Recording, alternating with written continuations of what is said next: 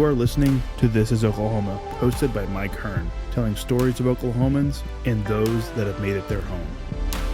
What's up, guys? Welcome back to an episode of This is Oklahoma. Mike Hearn here, host, back with another episode. Excited to share this episode with you today, but before we do, huge shout out to our sponsors.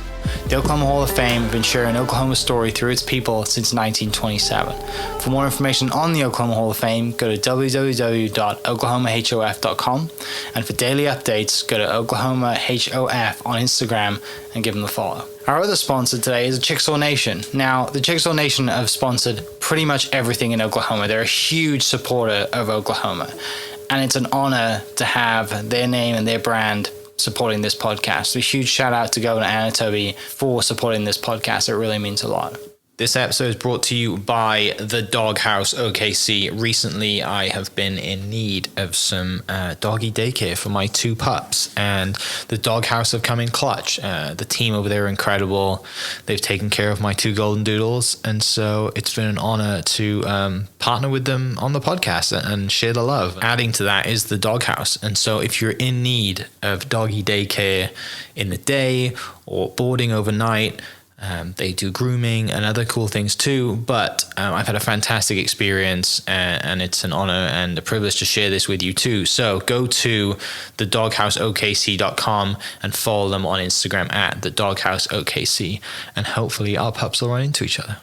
If you're looking for a way to make a real difference, check out Bethany Children's Health Center. They're helping children reach their full potential as a leader in pediatric rehabilitation. They're also building a new Outpatient Center of Excellence, and it's going to be a landmark right on Route 66. Want to learn more or even schedule a tour? Just head to bethanychildrens.org and click on the Ways to Give tab. That's bethanychildrens.org. What's up, guys? Welcome back to an episode of This is Oklahoma. Mike Hearn here, host, back with another episode. We are up in Edmond today to talk about house design. This is another episode of our This is Oklahoma Homes series, and it gives me great pleasure to introduce Amber McCullough from, I guess, Amber McCullough Designs? Yeah. Yes, winner. Formerly was on the podcast 5 years ago now. Wow, that's a long time ago. 5 years ago with your family business, which is Adams Kirby Homes.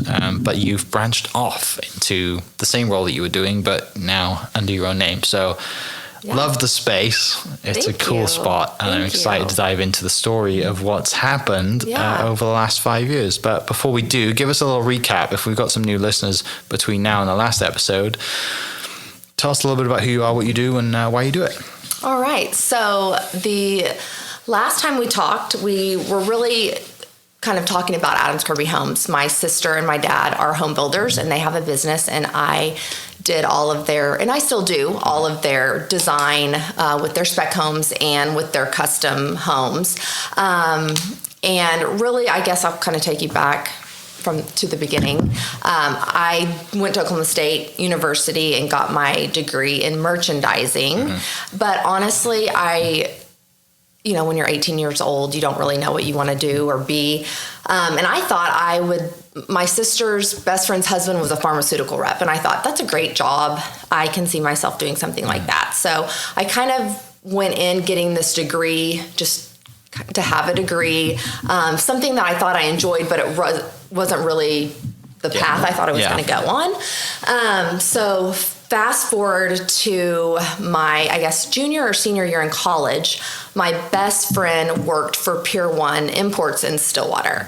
And that Pier 1 Imports was unique because it was an associate store, which there at the time were only like 5 in the whole country. And it was where Linda Abernathy is her name. She could buy Pier 1 Imports and have, the name, but she also was able to basically have her own boutique within that and bought from other lines and went to market and so on. And my best friend worked there and loved it. And I was like, ooh, that sounds fun. It's a cool place, and be with my best friend. I want to do that. So I went to meet with Linda and got an interview, and she was like, you want to have a job just so you can work with your best friend and you think this is a cool story. And I was like, I've never had a job before. I think it's time, that type of thing. And thankfully she, took a chance on me and hired me. And that's really when things shifted for me. Linda and I just have this connection still to this day. And she took me to market with her and introduced me to that side of buying and sourcing. Also, she is an interior designer and did house calls and would decorate for people and, would bring in her things. And that's really how I was introduced really to that whole world. And after college, I decided, well, I still had pharmaceuticals in my mind. I was like, well, I probably need some sales experience. So one of the showrooms from Dallas Market called Two's Company is a brand that sells gifts and home accessories. And they had a position for a sales rep. Mm-hmm. So I was like, this is the perfect job. This is like the combo. So I went to work for them. I had the whole state of Oklahoma. So I traveled around. I was a road warrior, and I would just hit kind of every mom and pop store. I mean, just anyone that sold gifts and home accessories, I was going to. And it was so cool because I really just got to learn that side of the industry, and also worked with those owners to say, these are best sellers, or, to be able to look at their store and say, I think these items fit with your look. And so it was something I thought I would do for a year, and I ended up doing it for 5 years. So, and then at that time I had our oldest daughter, Kellen, and I kind of, once she was born, I was like, I don't think I really want to travel the whole state anymore. That's just, I want to be a mom. So I ended up, okay, this is my time. I'm going to get into pharmaceuticals. So, in conjunction with that, we decided we would, because we lived in Stillwater at that time, and we decided we'd move to Edmond, and my sister and my dad were building in a new neighborhood, and they were like, let's build a house for you. And I was like, okay, perfect. So that's when I, and Linda helped me kind of through that process of making selections for my own house. And my dad and Michelle built the house for me, and I was in the process the whole time. And then that's kind of when that shifted to, well, Michelle was like, why don't you keep doing that for us? Kind of, on the side or what have you. And I was like, okay, that's totally manageable. I can do that. So, then again, time and more kids come along, and I would still do some decorating. I call decorating, where people would be like, hey, can you come and bring some things in, maybe add some pillows, drapes. So there was kind of that touch of things throughout, whenever friends or family would ask me to help. And then Michelle and my dad might have a parade home, so I would go and buy stuff, from Mathis Brothers and Home Goods, and just kind of wherever, and stage their parade homes with, stuff they purchased. And then kind of, again, just things evolve and change. I was like, and then a third child comes along, and I wanted to be more in that mom mode again. So I was like, well, I'm going to scale back on that and just do new construction. Just stick with hard finishes. It's a lot less time consuming, and not, all the nuances that comes with kind of the furnishing of it.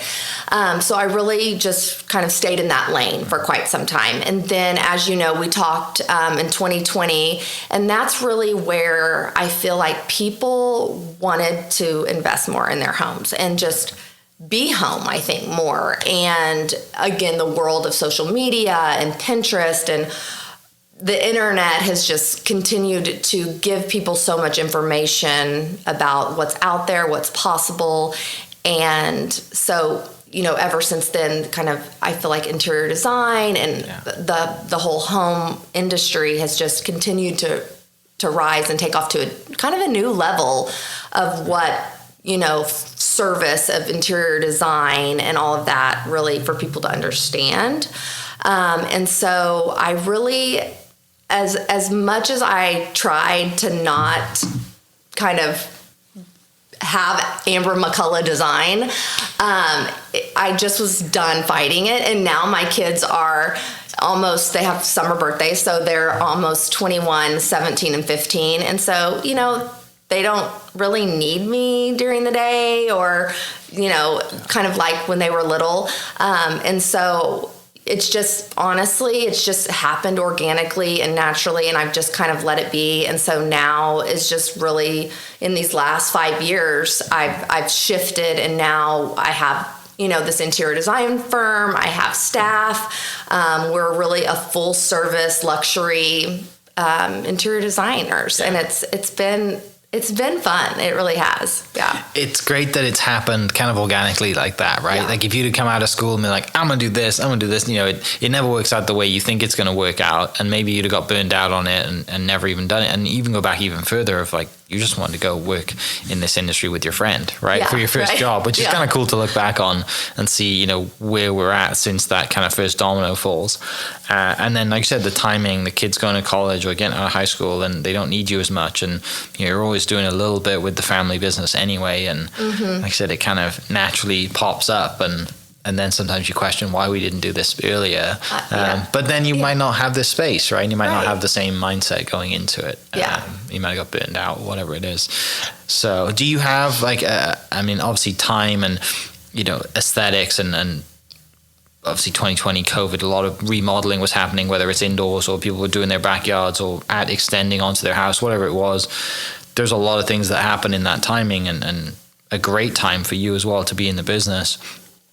Has your personal style kind of evolved as like the market has evolved? Obviously, you're coming in with a baseline for your clients, but what are some of the biggest things you've seen shift over the last 5 years, and things that maybe, it's funny when we see a house that was built in the 70s, right? And it's got 80s and it's got shag carpet and purple walls and wallpaper everywhere.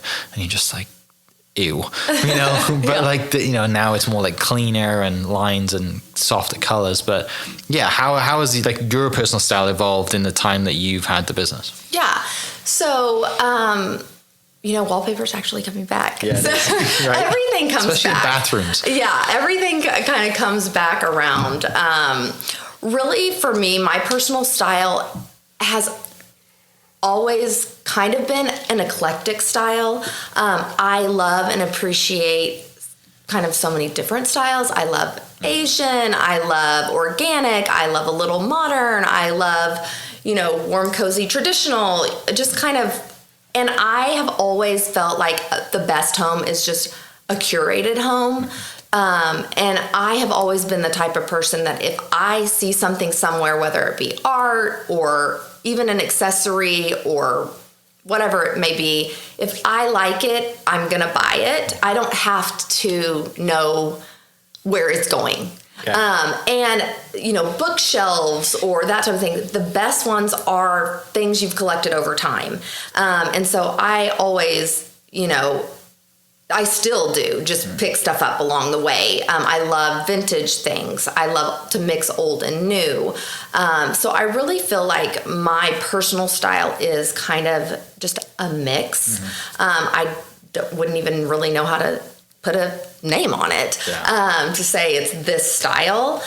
And whenever I'm designing for clients, like I of course will put what I think is my touch on it, but it is their home. I am designing for them. I would never want someone to hate the color blue and me design a blue house for them. That's just not going to work. Yeah. So I think, for my background in building and, kind of knowing all the different sides of the business, really kind of sets me apart in the way that, we're able to start with you before you even have a floor plan, and to really understand and talk to the customer about like, what do you want? Like, we want this house to be beautiful, but also it has to function for you.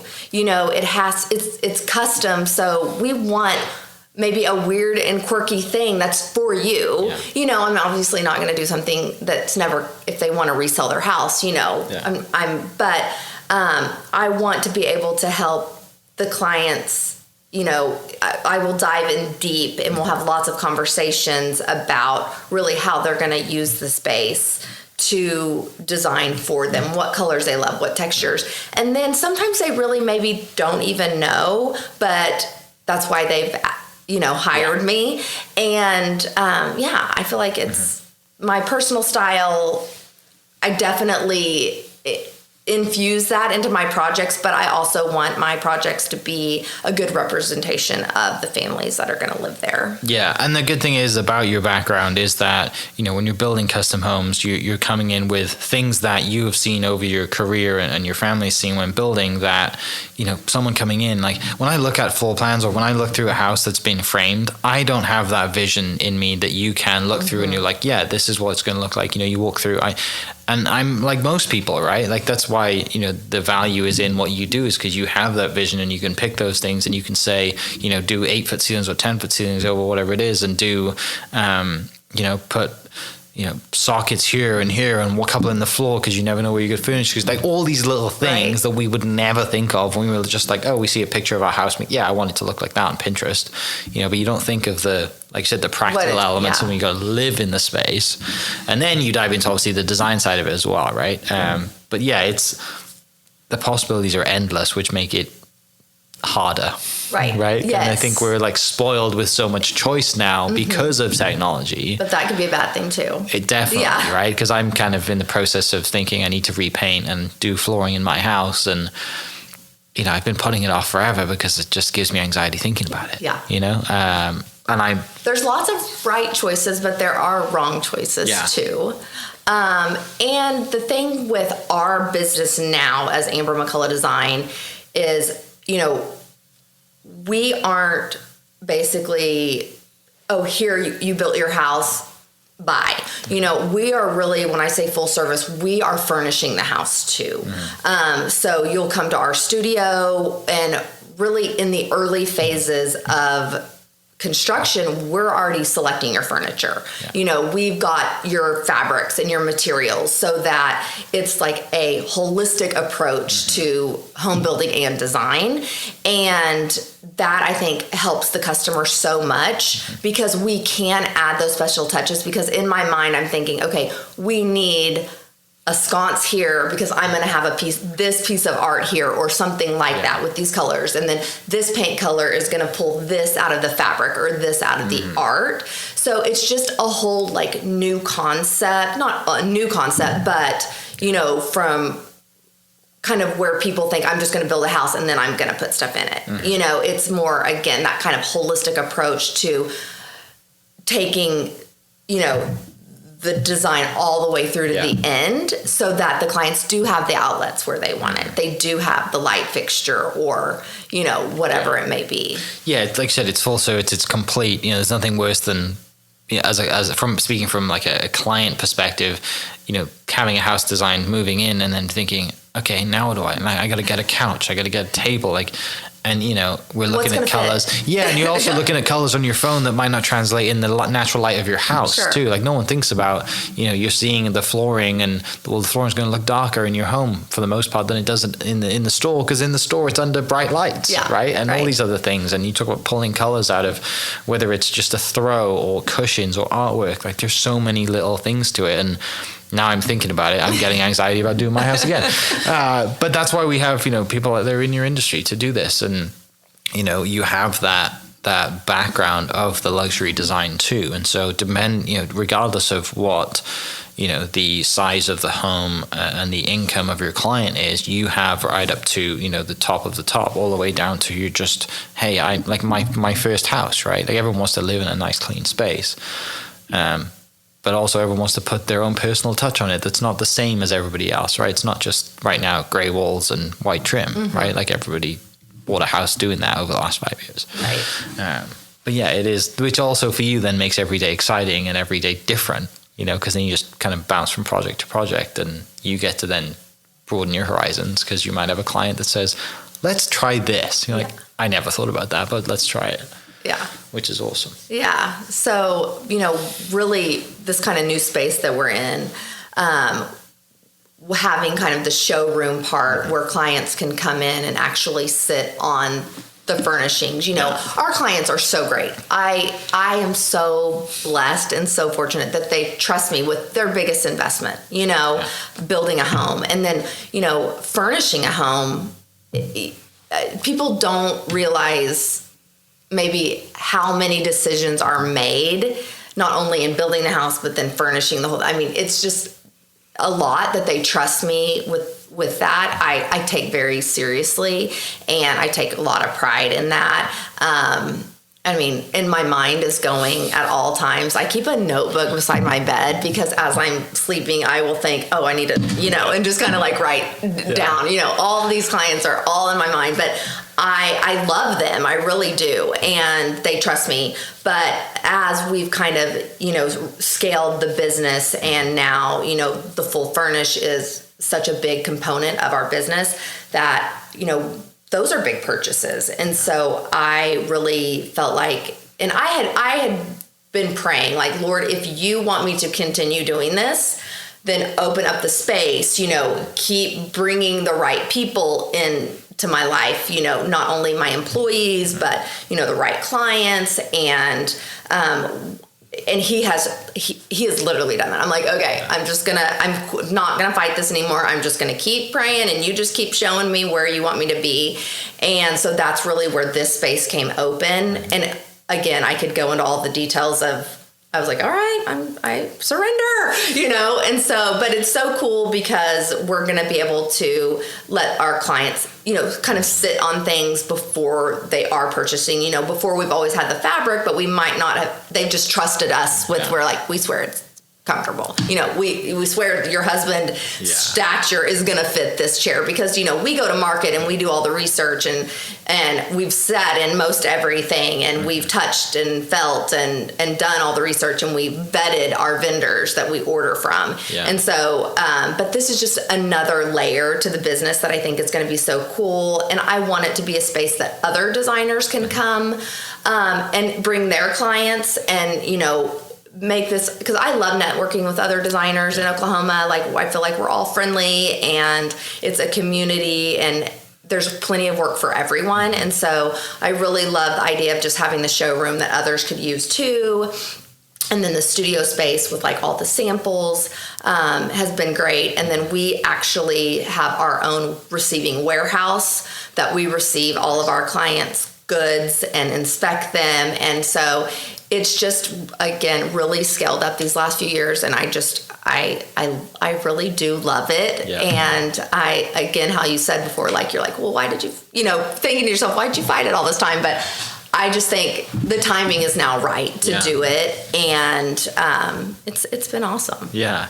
Other than the timing being right to do it now, what were the initial hesitations to fight it back, I think I just, it does consume you, and being a business owner, and you think you're going to work for yourself and have the flexibility. Well, you're actually working 24/7. And if there were more hours in the day, I'd be like, can I tack on a few more because we need them? But I love being a mom too. And of course, like, owning my own business, my son had a golf tournament, and so I went, but then I came back to work the afternoon. My daughter she won state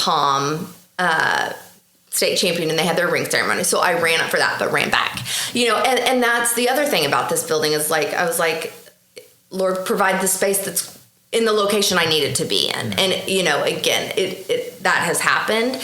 And so just really being able to have that life work balance, which my kids would probably say right now they're so busy too. Yeah. Not that they care, but but that is my personality. I'm an all-inner. I am not kind of a hot and cold person, and so when I'm doing something, I'm doing it to 110%. Yeah. And I think if I did this too early, then I would miss out on things of my kids that I didn't want to do or didn't want to miss out on. And so I think that's kind of why I was dragging my feet on it. And also I wanted to, I kind of in my mind thought, if it's a job, then I'm not going to get the same fulfillment out of it. And like for it to like really like bring me joy. But it does. Mm-hmm. And again, I have the best clients. We actually just went yesterday to a client that had just moved in, and they were just like, we could not have done this without you, and that just, I love that, because they're so great, and I want them to be so happy, and it's probably not something they're going to do again, and if they do, it's not going to be right away. And so I take a bunch of pride in that. And so I think that's really why but I wasn't a good stay-at-home mom when I did try that, because I'm kind of a go, and that was tough. But that's why Adams Kirby was so great at that time. So it kind of gave me the best of both worlds. Yeah. Yeah. Yeah. And back to, your clients that are great, and this space that you have, you get to host them, and just, it's nice to have a wide open space to just say, come hang out, come try this new wine, or come, watch a game, or whatever it is, and get a vendor in, and just kind of do these things that you can create this community around, but you're bringing them to your home, you're bringing them to your space, right? And it does feel like a home in here, because I'm sure back in the day it was a house. Yes. It's a really comfortable space, but there's enough room in here for people to kind of have their own conversations in their spot, right? You don't want to cram them in, and so you can really do that.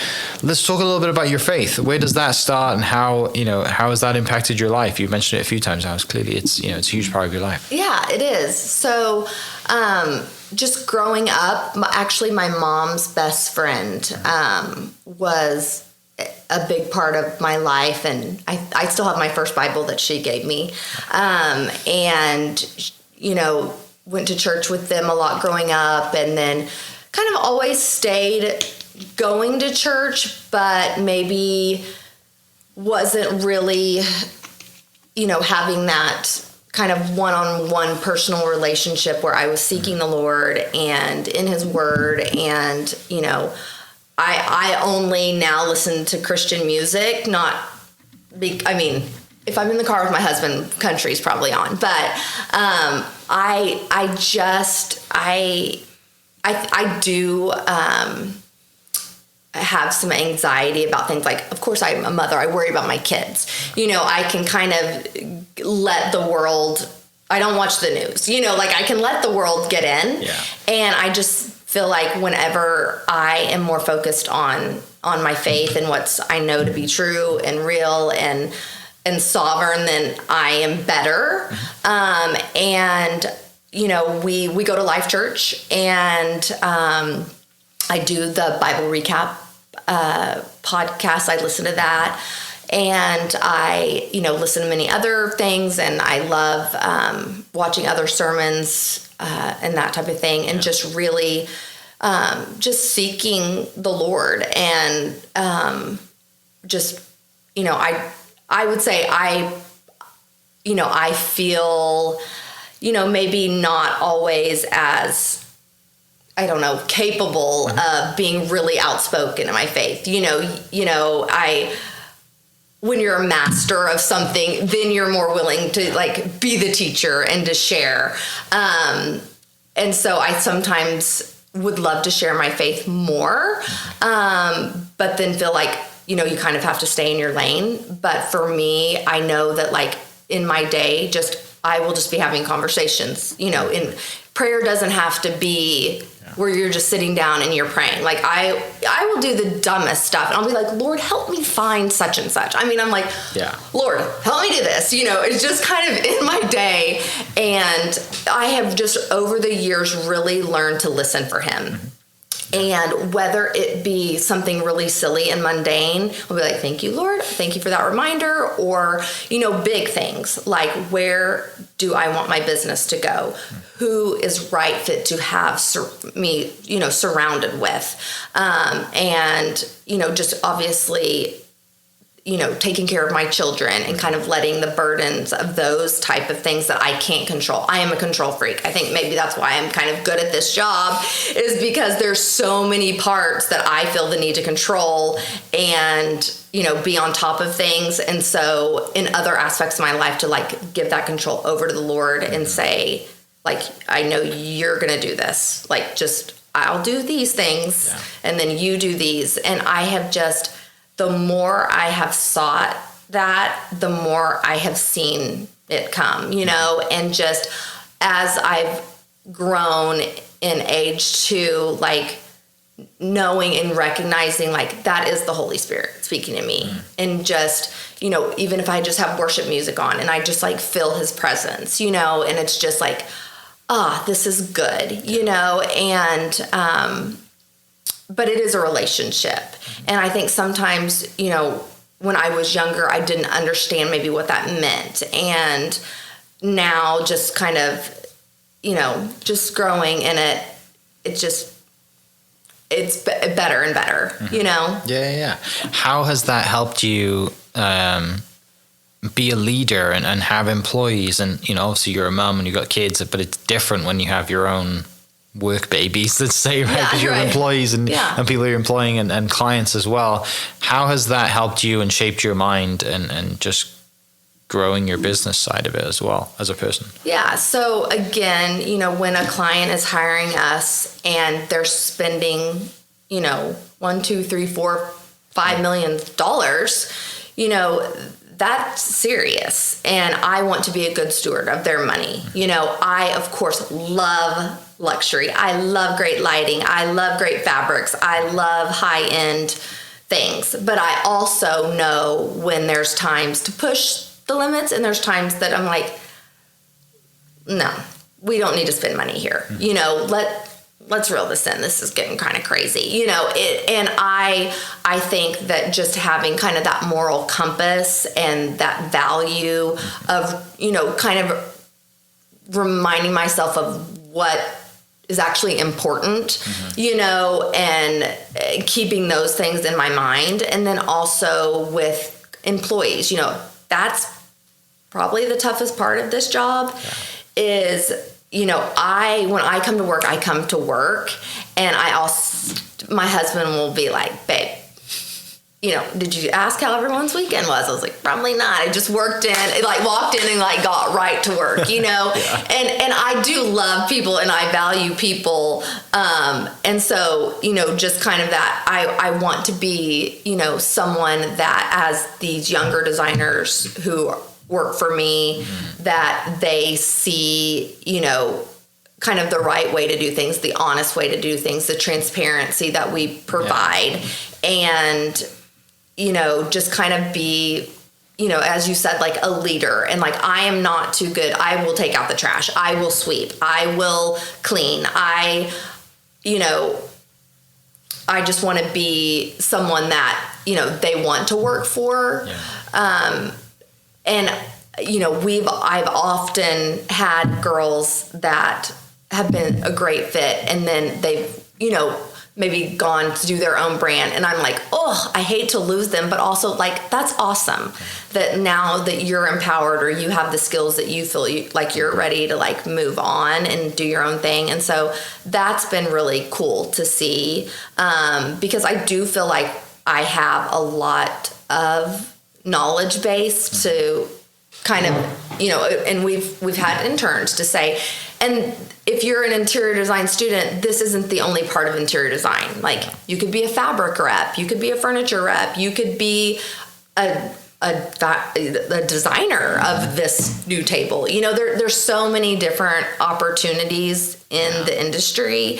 So yeah, I mean, but I will say too, like, we're mostly women here, and that can be a challenge too. Really? Yeah, exactly. Oh, you mean like internally having 5 or 6 women? Yes. Yeah, I understand that. Yeah. So a lot of personality. Yeah, a lot of personality. So I will say that is the biggest challenge of the job, is just kind of, you know, managing the whole business. I am not an HR person. I don't like, I want someone else to do that. I actually don't like billing either, because I wish I could do this for free for everyone, you know?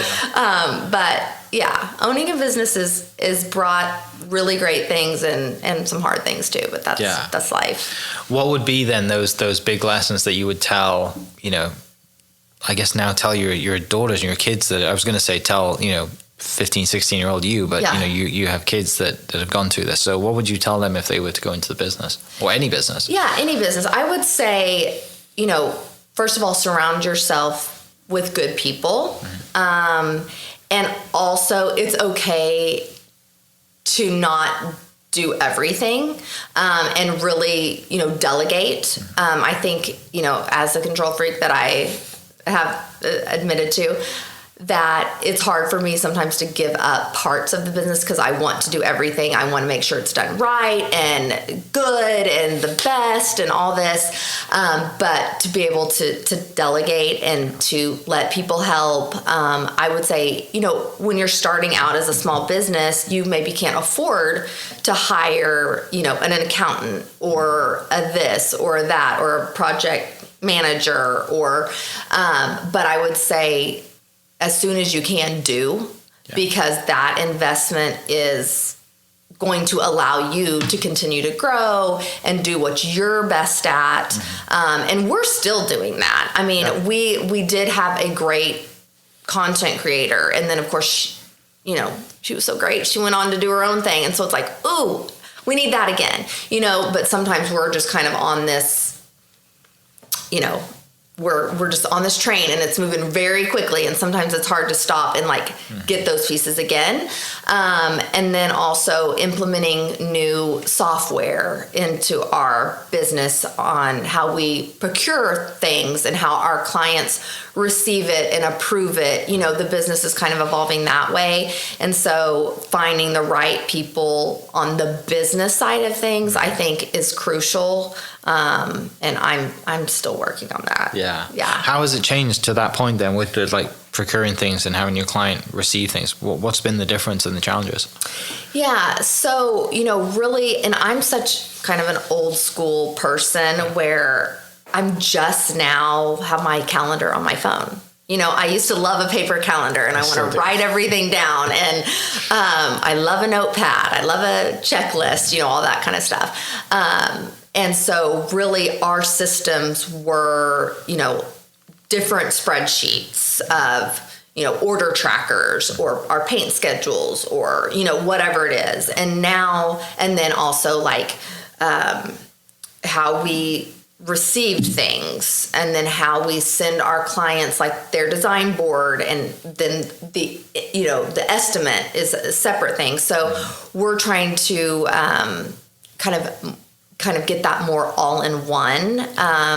And there's lots of different interior design software out there, and just really finding what's best for us and what encompasses everything we need has been a little challenging. And of course it's an investment too, to sign on to that, and also to learn it. And there's just a learning curve for everything and getting it all set up. So, but as the software, Chat GPT, and there's AI everything. I mean, now it's kind of okay, we have to get on some sort of software because it's just moving in that direction. Again, dragging my feet because I'm I know this spreadsheet, I know this document, I know this, and to totally shift is hard but necessary. But it's saving you time. Yes, right? It will. Yeah, it will. Yeah, it's that eventual but I've done it this way for so long, and then the internal of I know how this works. If we go to a new system and I don't know how it works, I could have a meltdown. Right? That's how I feel about it. 100%. Yeah. You mentioned saying earlier you love luxury. What does luxury mean to you? What is a luxurious life in your words? Yeah. So I think really, to put it in, everyday terms, maybe a fabric on your shirt. Today there's lots of fast fashion brands where you could buy a white t-shirt, for $12, and you're going to wear it a few times, but it's probably thin and it's going to have a hole in it. Or you could buy, a $200 white t-shirt that fabric is just a better quality, and you don't need to buy one again. So I would rather invest in a more, luxury or high-end, better quality, fabric, or, certain big pieces that, your couch, that's your main thing. Your dining room chairs, those need to be great. Your counter stools, those need to be great because, those are the most, used items and you want them to hold up, you would hate for someone to come over and sit down and, not that the chair is going to break, but you know what I'm saying? I mean, it could. I would rather invest in great pieces that way. I think lighting is worth the investment. I also think good cabinet hardware is worth the investment. You can just tell in the touch of it, the grip of it, even, the finish. So I do think there are things that are worth the kind of that, next level of high end or luxury, just quality pieces. I don't mind mixing in more affordable accessories. I do love original art. That's not something everyone can invest in or afford. That's a luxury, but I would encourage everyone to kind of start an art collection. And it doesn't have to be a well-known artist. It could just be something that you love and that you're drawn to. Every artist started out as a nobody artist, and has kind of grown. And that's something that I love to do too. Even if I go to an estate sale or something like that and I see, an original art of an artist I've never heard of, I don't care. Yeah. It has value to me. And art is subjective. So I think that is something I love for clients to also, have some sort of a say in. There is plenty of art that I'll incorporate to mix in style or mix in texture or color that we need. But if they, have pieces that they're drawn to, like that should be in your home. I think art makes a huge statement. So I think art is an investment that I would encourage, my clients to put money there. Sometimes, tile, there might be something, that isn't always screaming, this is $100 tile, whether it's an $8 tile, in certain bathrooms. So, again, there are balance areas, but, I want things to just feel a certain way.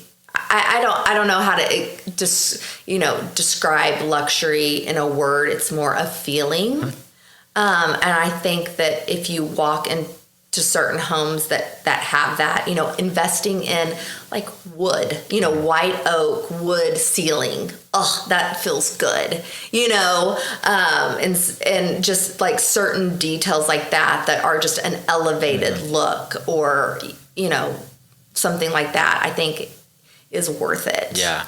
Yeah, it's a feeling, right? And sometimes something might feel luxurious, and maybe it isn't in a monetary way, and maybe it's, like I said, original art. We just did the art festival in Oklahoma City. You go down there and find someone who's, in a booth and pick up their art and make them the happiest person in the world because you bought something from them, and it might not have a crazy monetary value, but it has that feeling, right? And that's the good thing about it too, is that feeling is subjective to everybody. Like I said, art is subjective to a lot of people, and there's so many. It's not just luxury because it costs a lot of money, right? It's the feeling that it gives you as well.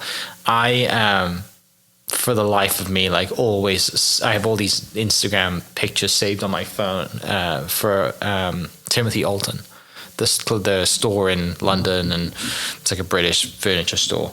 And they do wacky things, and I'm like, one day my house will look like that, but it's like a big commitment. It's like a full design thing. You can't just have like a piece. You've got to just like do the whole thing. But they got some crazy things. They finally have a store in New York and Japan now, but it's fascinating. But the same thing, it's like, wingback chairs and all that kind of old traditional British style with then the modern lighting and all the colors, and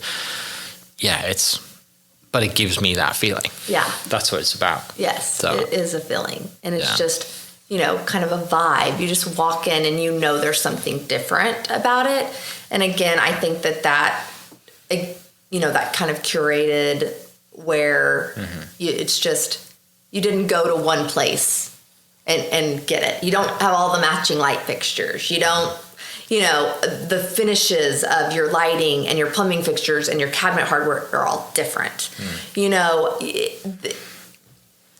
A lot of customers have to just trust the process, and they have to, trust, our talent and our ability and our expertise in what it's going to be like. Because, it's funny, I had a home builder reach out to me, and he was like, my wife came in your home and she was like, I don't know what it is. It's just, it feels different in here, and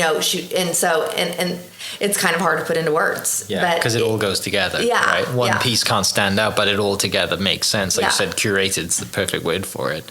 What about? You said earlier you're kind of a control freak. What are your pet peeves? What are the things that, like, your team will listen to this and laugh at you if you don't say the things that they know you're pet peeve about? What are the things that irritate you? What are your things that, like, and there might just be personal do's and don'ts for you, not necessarily for everybody, because, like you said, style and what you do can be subjective as well. So what stands out? What's your biggest pet peeve here? Pet peeves, goodness. That's a tough question. I don't know that I have, thankfully our clients trust us. Yeah. And usually if there is any pushback, I can kind of explain why. Yeah. We actually have a client right now that, their kitchen faucet is its own finish. It doesn't match anything else, but it's a beautiful faucet. Like it's its own statement. It doesn't need to match anything else. And so just kind of for my client to understand why that is, because maybe in their house that they live in now, like everything is, brush nickel or whatever the case may be. But also, like, that's why they came to me, because they don't want to feel like every house. So, I mean, I don't know. I guess I would hate for someone to come in the house and it all match. I don't know what my pet peeves are. This is a hard question. I mean, it is kind of hard in the terms of, your clients' pet peeves that, like, someone might do something, but what about just like personal ones that aren't related to any of your clients that you might just see in the design world that are out there that people do that maybe is a fad, and you're like, why? Just stuff that's personal to you. Yeah. Design is really subjective. And I like the color black. I love the color black. Because people seem to be painting black Well, I do too. But I will say something that maybe it's called a pet peeve, but whenever there's a trend, say everyone was painting their house white painted brick, which we did that. Like, I have nothing wrong with that, but it's not a one size fits all. You can't, and when gray and white was really big, people would just paint their walls gray. And it's like, you can't do that. Mm-hmm. Like, your house flooring, you can't do that. Like, and so I think that maybe is kind of my pet peeve or someone might just say, can you give me a white paint color? And it's like, no, it doesn't work like that. Like, there are so many white paint colors. I need to know what it's going with. It needs to, like, the light of your house, like you talked about earlier, like in your space, colors change color, or whatever else you have going on with it changes. Yeah. Like, it's not a one selection. It's like a whole thing to, like, design a house or color. But I think that whenever people just see a trend and they hop on a trend, and it's like, no.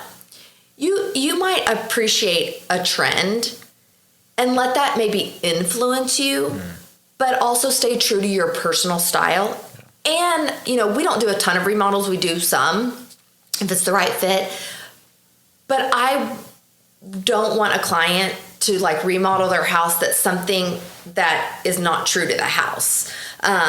We obviously want it to feel updated and fresh, but we also want it to look like it was there from the get-go, that it makes sense. You can't go buy a traditional house and then, do something, put in white quartz everywhere. It's like, okay, that does not go at all with the integrity of this house. So I think maybe people pay too much attention to the outside influences of what's hot, what's now, what's whatever. And it's like, okay, first of all, stay true to you. Let those things, guide you. Maybe give you some new ideas or a fresh way of thinking about it. But, keep true to what your own tastes are, because your tastes never go out of style. Right. If you build a house that you are like, oh, that's really cool now, you're not going to love that house. It's not going to be like, your home is like your safe place, your retreat, your sanctuary where you can relax, where you can create memories, and it has to be you and your family. And I think that, design trends can be a pet peeve. Yes, wallpaper's trending. I'm all for that. Yes, there are, all the browns are back, but I would say for me, browns were still in my design throughout. I've never kind of just designed to the trend.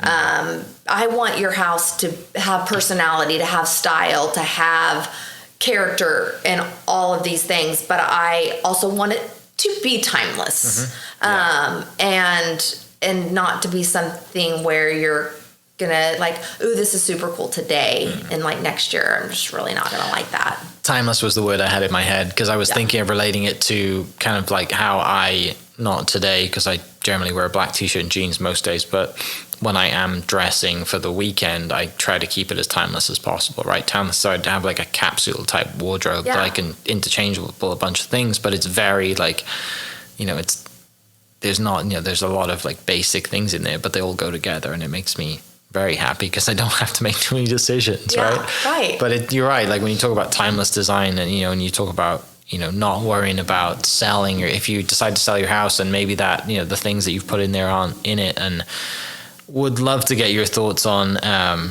Do you follow the Instagram page Zillow Gone Wild? No, but I have seen the stuff. I don't know if it's that exact one. Crazy stuff, but some that. Crazy things where. The bathroom door doesn't open because of your toilet, or the stairs run in something weird, stuff where you're like, what? Yeah. Did anybody There's some mad things out there, right? Thanks to the internet, we get to see all these crazy things. Yeah. But yeah, there's so much to be said about just timeless, clean, design, or maybe just clean base color, so that you can change out with a different piece of artwork, right? The pops, or new cushions, or drapes, or a rug, so it's not that big of a remodel, right? Versus oh no, we need to repaint the entire house because we chose a color that's not in anymore, right? And we need to sell this place, or carpet, or wallpaper. There's a place that has Gucci wallpaper. I saw that recently too. Have you seen that? In one of my designs? Well, it might have been, was it? Yeah. I saw it somewhere. I have some Gucci wallpaper in a couple areas. Okay. Yeah. I like that. Yeah. And actually, a powder bath is one of the where I have some Gucci wallpaper. And, the client's house is super cool. One of my all-time favorite projects. Okay. And they dream clients. I mean, I'm not even sure she really touched a fabric in person. She was just like, you do you. And I'm like, that's so much more stress. You think that sounds amazing to just have a customer be like, go for it.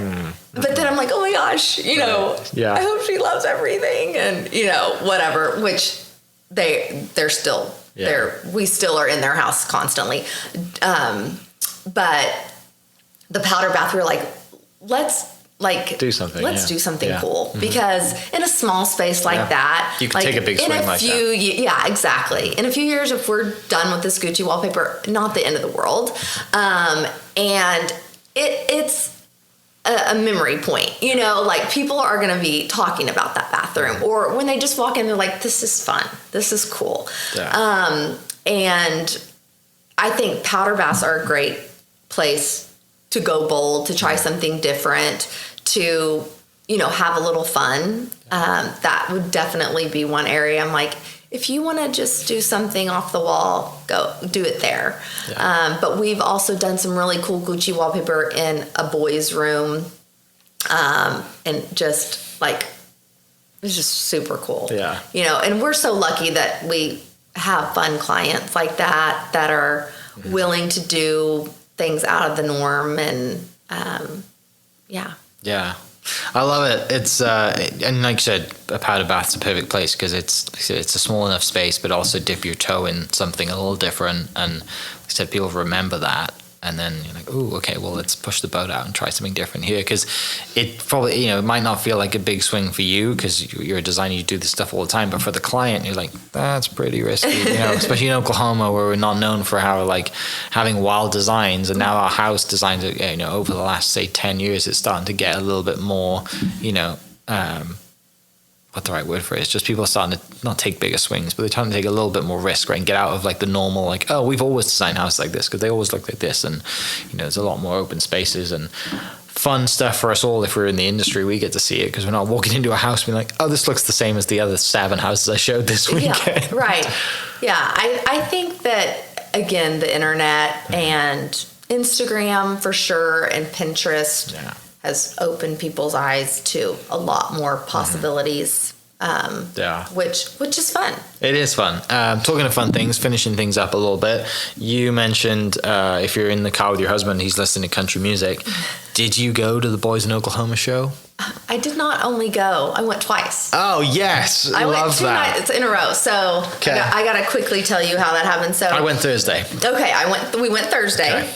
And I did not make it to the end Thursday. I was falling asleep. Same, I'll have to admit. So we get there and we're with some friends and our daughter, Kellen, and we get up to our seats and we're kind of like looking, and the people in front of us say, hey, if your seats don't exist, like go talk to those people, because your seats don't exist. Because we're like 21, 2, 3, and 4, and the seat only goes to like 20. Because they put new seats in, right? And so I'm like, okay, so we go down to the guy. Well, the event guy, we're like, oh my gosh, like we know you. You work the events at our kids' high school, and they're like, yeah, we recognize you. Whatever. We're like, hey, like only one of our 5 seats exists, and he was like, no problem. Like I got you or whatever. We're like, great. So he ends up rerouting us to real seats, but he got us seats closer, which was so cool. Yeah. The weather was amazing. I love a patio. Yeah. If there's anything I want to do, I want to sit on a patio and be outside, live music, like whatever. Yeah. And so we had great seats. But then, and I had to be in Tulsa on site for a client meeting at 11. Yeah. So it was like 12 o'clock, and Cody Canada's like, hey, they just told us we only had 30 minutes left, but we have so many more songs to sing. And I like look at Jay and I'm like, are we going to stick this out? Yeah. Like we have a 45-minute drive home. So we end up kind of wrapping it up early. Well, my best friend, who was my Pier 1 friend, she and her husband were in town from Fort Worth, and I didn't really quite know their plans for the weekend, just with kids and life. And so they said, we're going to end up staying and go home on Saturday or Sunday, whatever. And so on Friday, while I'm in Tulsa, she texts, the 4 of us, our little group chat, and she's like, Stoney LaRue, who we went to high school with. Fun fact, he was Peter Pioneer. He was our school mascot. So she's like, Stoney is playing at such and such at 2:30. You guys get up here. And we're like, I'm in Tulsa at a client meeting. Like, why did we not plan this out better? Yeah. And so anyway, of course, Jay is having major FOMO, and he's like, babe, can you? And I'm like, no, no. So anyways, he calls me later, and he's like, Jen and Bruce got, they found club tickets for tonight. Like, would you go back? I'm like, so I pull in from Tulsa at 6 p.m. I literally put on some cowboy boots, grab a jacket, and we hit the road to Stillwater for night 2. Yeah. But it was so fun, and we saw so many of our college friends, of course. I mean, those guys were our generation, And Kyle Waters, who does the events at Oklahoma State, went to high school with us too, and he worked at the Wormy Dog. So like the whole thing was just like, it just took us way back. It was so awesome and fun. But yeah, it was like the best weather the whole weekend. Yeah. I probably honestly could have gone back, but it was awesome. It was so good. It was so fun. I had a blast. We went Thursday night, and I got there kind of like not as it started, but a little earlier, and then we didn't stay late because I was falling asleep and had things to do. Yeah. But yeah, it was a very fun. It's amazing when and obviously you have the ties to like the friends and the history, and like you've gone there and your kids are there, like it means a lot more to you. It does. For me, I was just like, oh, this is a cool stadium to have a concert in. But yeah, you have all those moments, and the music's great, and it's a huge part of Stillwater, right? That music is, and those people, and the history of Red Dirt music. So cool moment to be a part of, and for sure. You would have hated it if you'd have not gone. For sure, right? For sure. And I, tying that into like, the moments, and I think that's what is important to me. Family, faith, friends, are all the moments in life that make life, worth it. Mm-hmm. And creating a home for people to create those moments in. I mean, that's I think why I do what I do. I love it. My last question of the day, which is probably going to be most people don't find this that hard, but with the industry that you're in, this is probably going to be the hardest question for you to answer. Maybe it is, maybe it isn't. If you were to build your dream house today, what does it look like? Gosh, I have built several houses for myself, and what's funny about that is my husband grew up in a small town, and his family, his grandparents lived in the home. And then when they couldn't go upstairs, they built a house. And so he grew up in the home his grandparents, his mom grew up in. And he is a very sentimental guy that way. I am the opposite. I grew up in a family of home builders. We've built several homes, and I love a project. I love building homes. So I'm not really tied to a home. And I think kind of as we've built homes, it's kind of been in the stages of our kids, what fits a young family, what fits a growing family, what fits a family of my son's about to be in high school. And I'm like, okay, we need to add on a space for him and all his buddies to come that they can be at our house, all this kind of stuff. So it's kind of, I'm always thinking of a dream home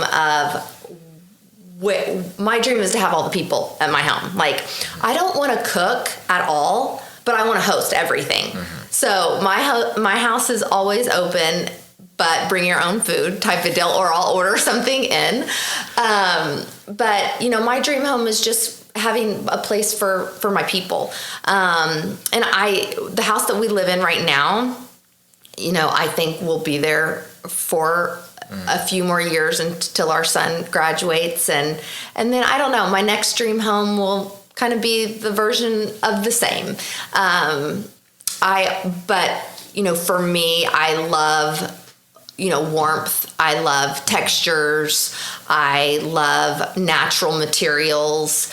I love good colors. I want it to be neutral and timeless, but I want to have kind of these pops. And even in the house we're in right now is funny because, in my mind, I always have kind of resell, on the back of my mind, but knowing now we're going to stay a little longer, I'm wanting to add some wallpaper. I'm changing out a few light fixtures, doing a few fun things like that. We just, our fireplace has a marble, marble kind of surround. Mm-hmm. And I was like, okay, I think I'm going to layer this up. And so we just added some Zalige handmade tiles to the top of it.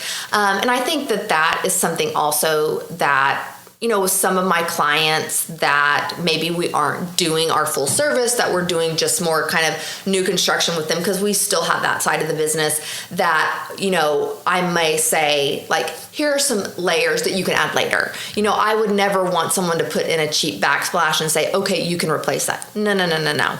But later you could add, you could do X, Y, and Z. And so we're doing some of those things. If my house is ever finished, then we're moving because I need a project. Right. So this is kind of fun that we're, kind of adding new touches. And, honestly, the dream is just my people. I love them, and I want them to always want to come home and host my family. And that's basically. Love it. Yeah. The other sort of family that we both are a part of is a Legree family. Yes.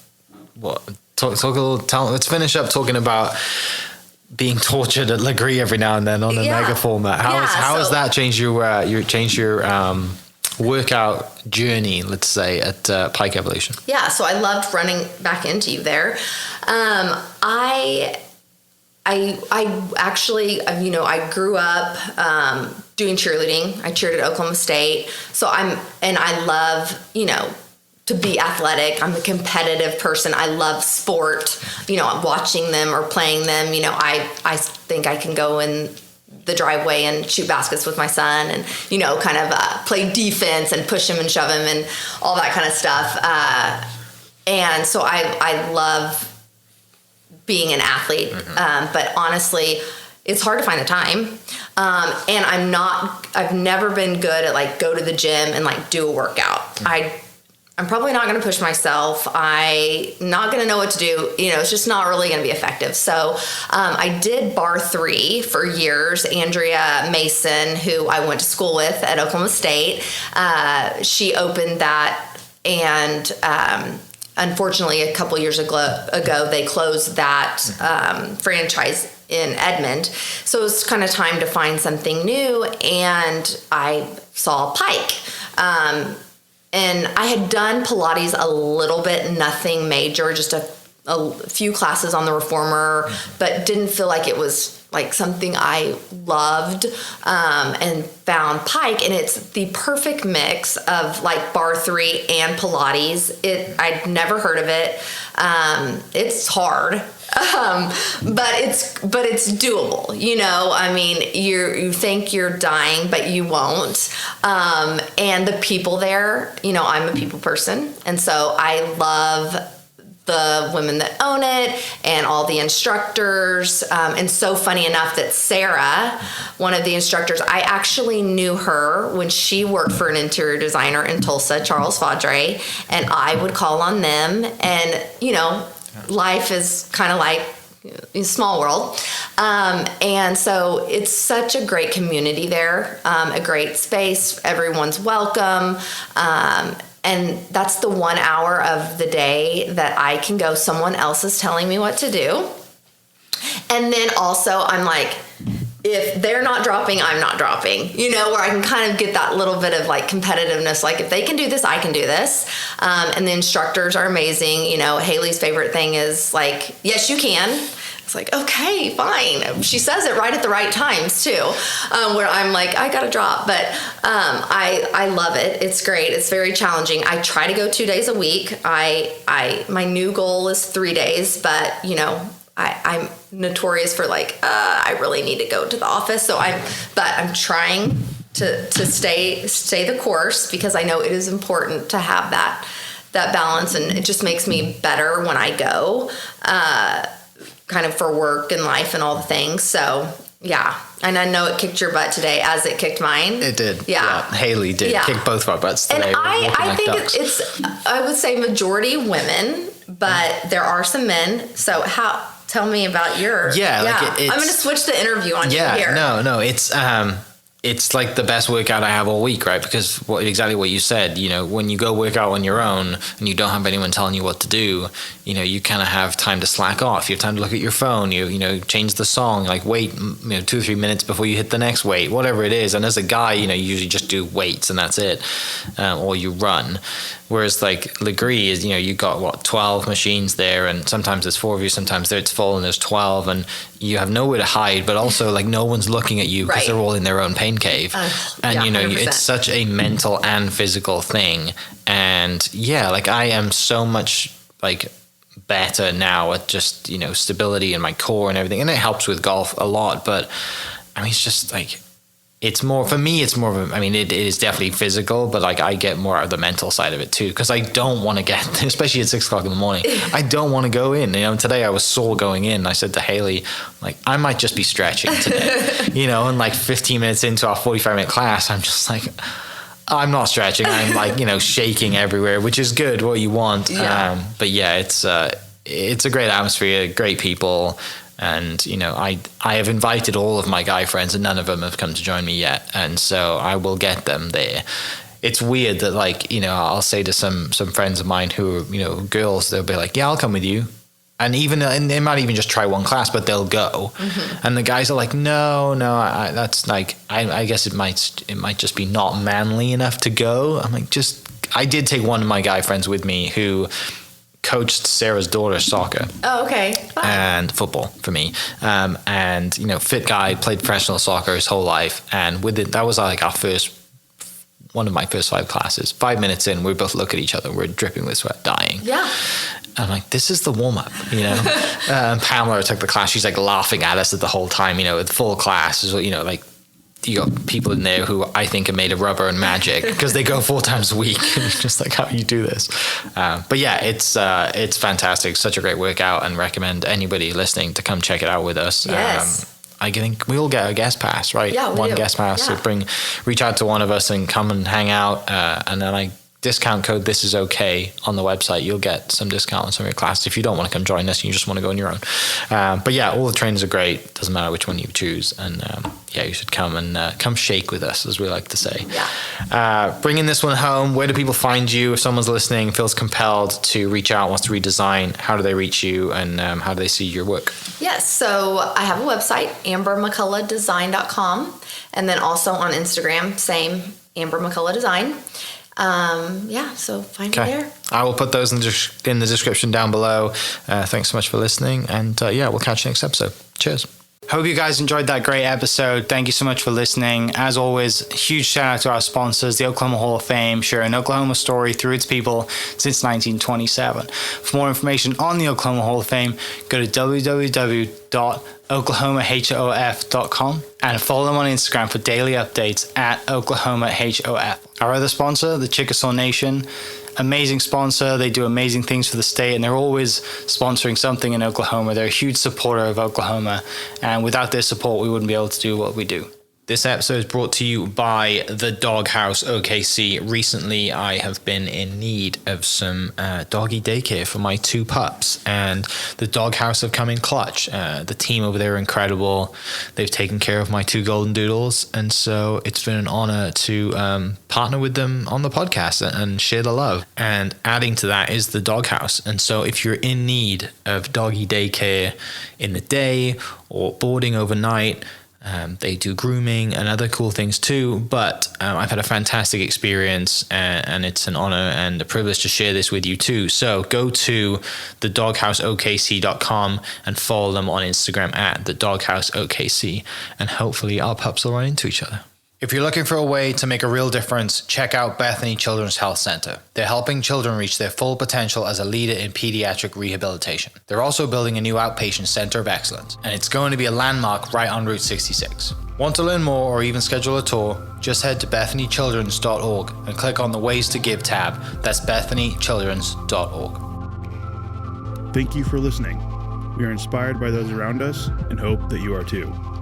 Make sure you subscribe to this podcast on your favorite podcast platform and leave us a review so we can keep telling your stories.